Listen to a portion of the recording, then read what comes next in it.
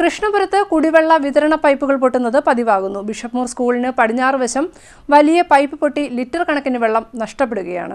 കൃഷ്ണപുരത്ത് കുടിവെള്ള പൈപ്പുകൾ പൊട്ടുന്നത് പതിവാകുന്നു. Bishop Moore സ്കൂളിന് പടിഞ്ഞാറ് വശത്ത് വലിയ കുടിവെള്ള പൈപ്പ് പൊട്ടിയിരിക്കുകയാണ്. വൻതോതിലാണ് ഇവിടെ ജലം നഷ്ടപ്പെടുന്നത്.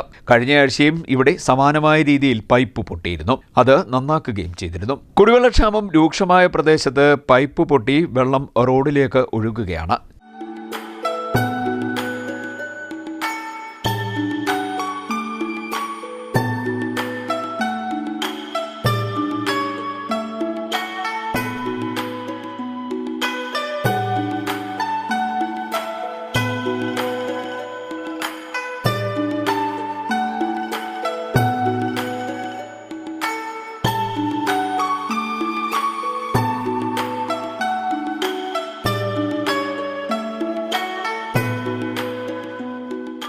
ഈ വിഷയത്തിൽ ശാശ്വത പരിഹാരമുണ്ടാകണമെന്നാണ് നാട്ടുകാർ ആവശ്യപ്പെടുന്നത്. CDNet news, Kayamkulam.